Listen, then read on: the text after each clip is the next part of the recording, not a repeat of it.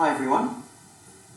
Welcome to the Bee Gees Albums Reviews. I really thought it's about time somebody did a review for all the Bee Gees albums, so I thought I'd better do it because they're a really amazing band and there's nothing on YouTube about that.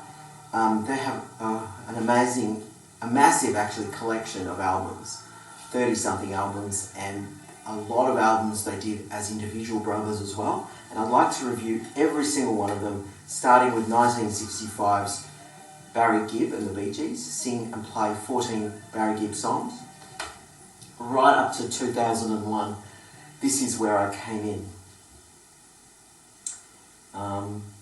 So welcome to the Bee Gees Sing and Play 14 Barry Gibb songs. This is the first album we're going to review. It came out in 1965, and this was after about 5 years of being famous already through television appearances and about 2 years of making singles, none of which really made the charts at that point. They were all flops, and they did their own songs and they were flops. Then I remember Barry saying to try and break that spell, they tried to do a cover. Didn't work. But what's interesting to note is when they did their first cover, even though it was a flop, it was a song called Every Day I Have to Cry.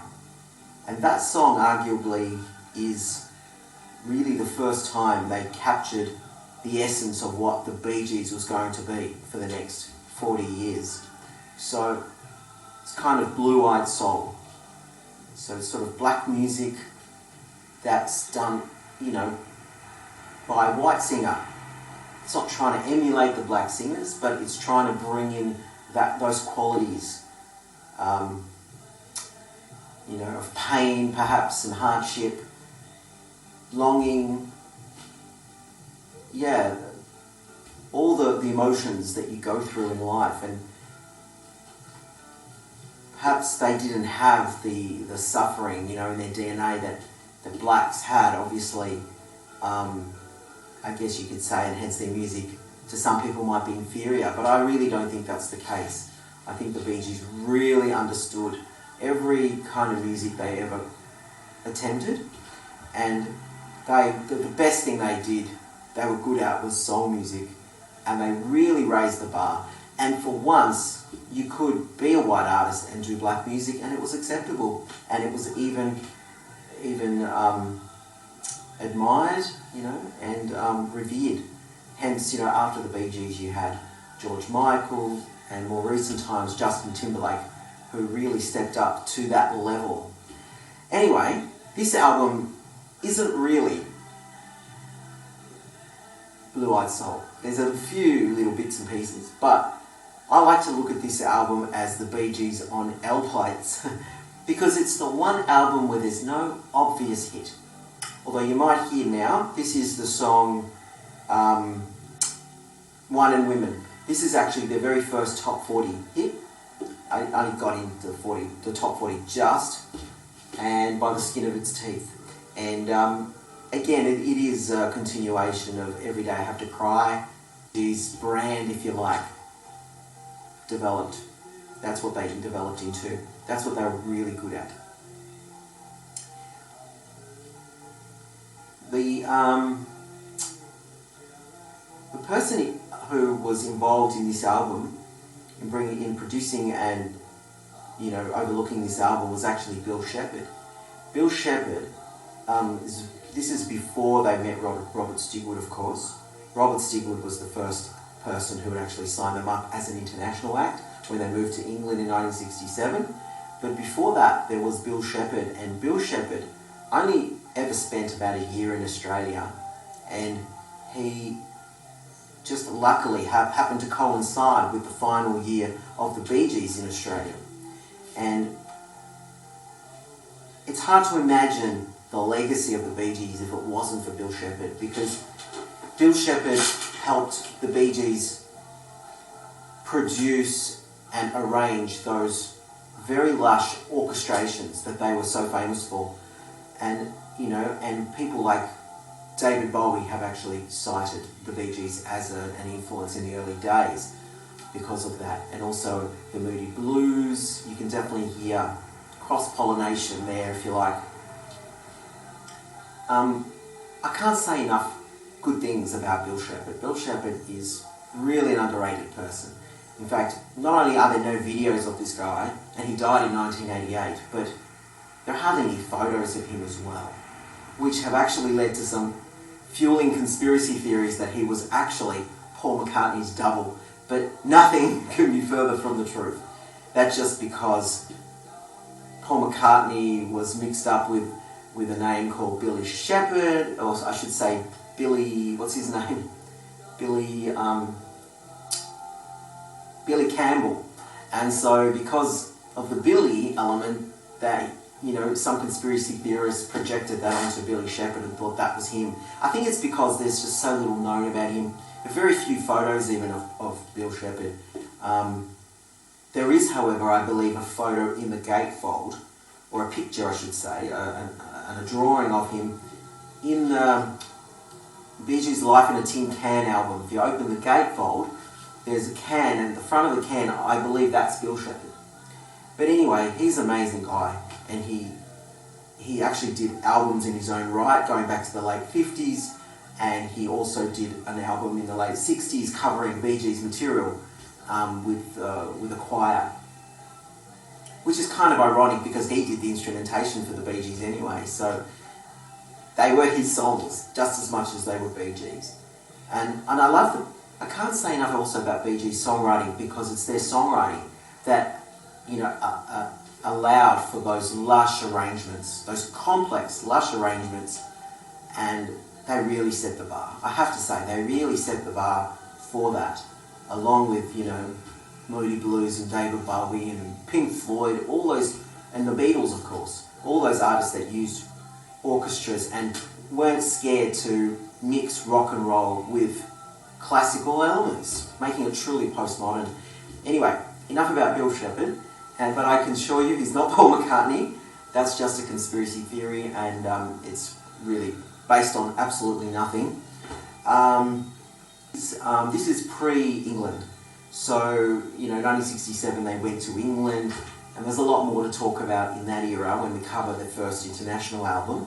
This is the first of two unique Australian albums they released before Bee Gees' First in 1967. It was called First because that was the first international album. It's interesting to note also that every single song on this album is written by Barry Gibb. That's remarkable, because firstly that never ever happened again. It always was a case of a combination of the three brothers, usually Barry and Robin. Often it was also Barry, Robin and Morris, and sometimes there were other combinations. But very rarely did you have a whole album just written by Barry. And you've got to also keep in mind that he was 18 to 19 years of age when he wrote this album and released. He was 19 when it was released. Still a teen, and the twins, of course, were even younger. Robin sings I Don't Think It's Funny, and he sings How Love Was True. They're the only two songs that he actually does the lead singing, and the rest of them was Barry. Although quite a few of them were both Barry and Robin. It's also interesting to note that on about 3 songs, including Wine and Women, the hit, had Trevor Gordon on guitar. Trevor Gordon is from the duo Peter and Gordon. Peter Asher was the other half. And Peter Asher's sister, Jane Asher, used to go out with Paul McCartney throughout the 60s, just before he met Linda, and history was made there when he married her. But Trevor Gordon plays guitar on this album. He also, Peter and Gordon have also recorded exclusive Bee Gees songs, probably dating back to that same period. I'll have to check that out on the next video actually, but I think it was 1966 actually. It was the following year they recorded a Bee Gees penned song, which wasn't unique. Just like the Beatles wrote for Peter and Gordon unique songs, Bee Gees wrote hundreds and hundreds of unique songs. Another person involved in this album is Graham Bonnet. Graham Bonnet also was very dependent on Bee Gees to write songs for his career. Graham Bonnet went into a band called Marbles, and in the late 60s, and then in the late 70s he went solo. He had that big disco hit, Warm Ride, written by the Bee Gees, but also in the 60s, about, I don't know, 3/4, I think, of their hits were all Bee Gees penned. Some of them were written especially for the Marbles, and they're all fantastic. I really highly recommend that you check them out.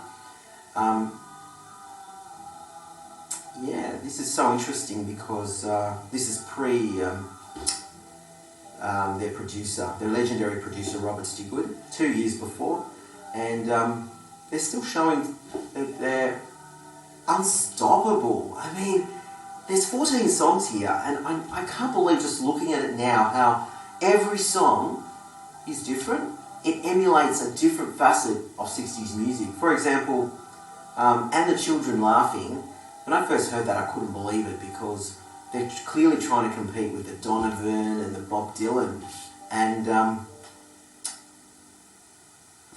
mind you, they are still on their L plates here. They're not the Bee Gees that they were to become the following year, which I really look forward to reviewing. Spicks and Specks, that's the next album. But and that was a #1 hit. See, that's what I mean. Every song has an obvious hit, not this album. And it kind of makes it interesting too. By the way, it fetches $3,000 on vinyl, which is why I have to hold up the CD. I've got every single vinyl of theirs, but this one, I really regret 25 years ago not buying it when I could for $20. But anyway, that's the way the cookie crumbles. That's fine. This is a miniature LP, by the way, that you can get in the box set. I'll just show you. This is the box set that was released in 2013, and the liner notes are done by the great Glenn A. Baker. And you get the Spicks and Specks album, and this one, you get a compilation. They're masters of compilations. Even before they became international stars, they had as many compilations or more than actual albums. That's just the way the record company chose to market them. But this is a really unnecessary album. Great artwork, but this is the real one, and I'll review that in the next video. Everyone in Australia, I think, you know, there's no excuse not to know the song Spicks and Specks, because it's one of the most popular TV quiz shows in Australia, and it uses the theme from the Bee Gees. What can I tell you about this album? I'm a real Robin fan, so Robin sings I Don't Think It's Funny and How Love Was True. Right now you're hearing, I don't even know what it is. What is it? Peace of Mind. No, you wouldn't know. You wouldn't know is actually a little bit garagey. It's a little bit like Kinks of that period. If you're familiar with Kinks, circa 1965, there's everything. There's Follow the Wind, which is, I think, very Donovan, and The Children Laughing is very Dylan. To Be or Not to Be is a total garage. It's about as garage as the Bee Gees got, but there's quite a lot of garage in there, surprisingly, in their back catalogue, which we will cover on Spicks and Specks. Could It Be? Could It Be is kind of 50s, you know? 50s, remember in Australia, in 1965, we still lived in the 50s. Nobody told most people, including in music industry, that, hey, we've changed decade. It didn't catch on until probably 1966. But when I say 50s, I don't really mean old-fashioned. I just mean 60s with a 50s sentiment, kind of like the Beach Boys or something, or Herman's Hermits. Yeah, very Herman's Hermits. Harmonies are really good. They started to develop their harmonies already. Actually, technically they're not harmonies. They're singing in unison a lot of the time, but there are some harmonies too. What's weird is when they were signed up to Robert Stigwood in 1967, they were actually encouraged not to do harmony and to sing more in unison, which kind of worked. But yeah, no, there's definitely harmonies here. This is Follow the Wind. If you can hear it, I don't actually know if you can hear it, but you can always check these out. Yeah, really good album. Really good album.